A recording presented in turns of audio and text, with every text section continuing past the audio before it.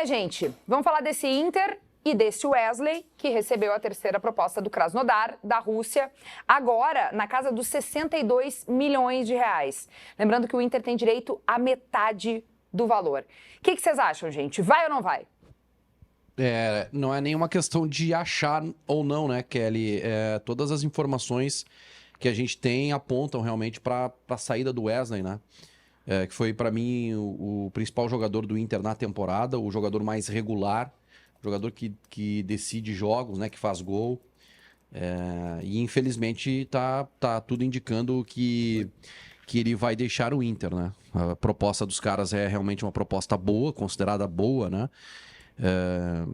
Só que o Inter só tem 50% e ainda tem um abatimento de dívida lá do Wanderson, tem mais que pagar o Cruzeiro e tal. Enfim, o que preocupa, eu acho que a gente pode até avançar no tema, não sei se o Léo vai concordar, o que preocupa é que a direção tá vendo o seguinte: bom, o Wesley foi uma aposta lá atrás e deu certo. Por que uma outra aposta pode não dar certo? Né? É que essa aposta, não é que ela deu certo, ela se transformou no principal jogador do time. Entendeu? Então, tu vai jogar uma Libertadores da América.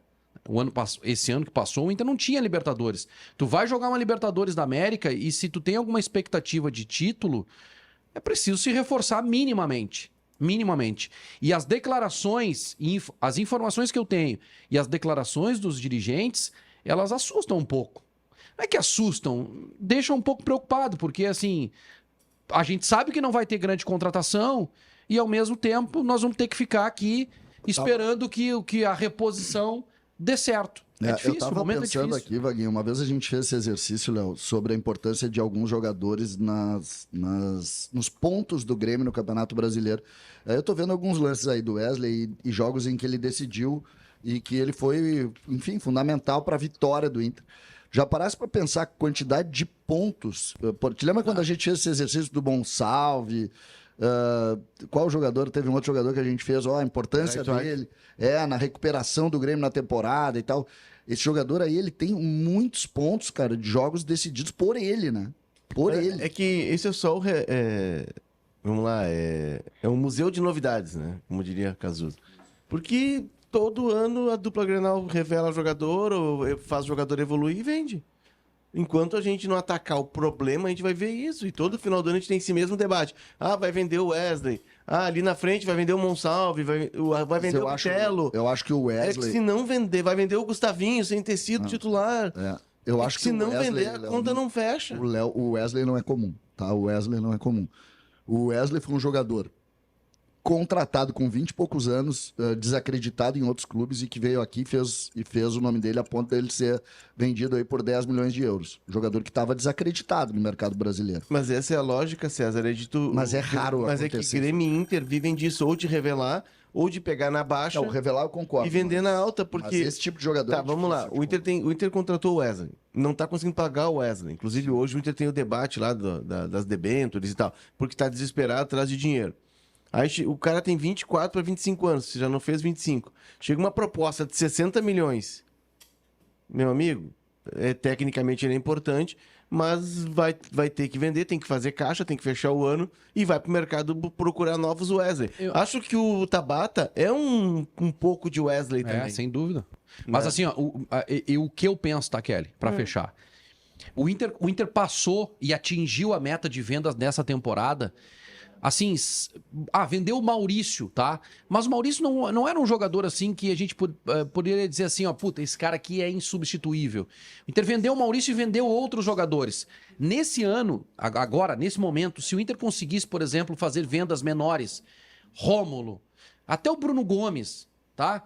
E uma venda que é inevitável, que é a do Vitão, e eu vou dizer, eu prefiro, já disse aqui semana passada, eu prefiro que o Vitão saia e o Wesley fique.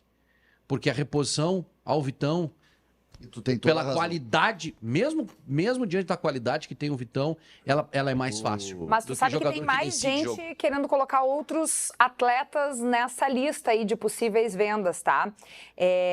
O Samuel Borsman mandou o seguinte: não tem como mandar o Valência no lugar do Wesley fazer essa venda? Vende. Não vende e talvez não venda Gente, pelo mesmo gente, valor, assim, né? É que assim, ó, tem duas. Serve pra nossa vida essa discussão do dinheiro. Serve pra nossa vida. Tô precisando. A primeira pergunta, tá? A primeira pergunta. Quanto efetivamente o Inter precisa? Essa é a primeira pergunta. Porque por que o Inter tá vendendo o Wesley?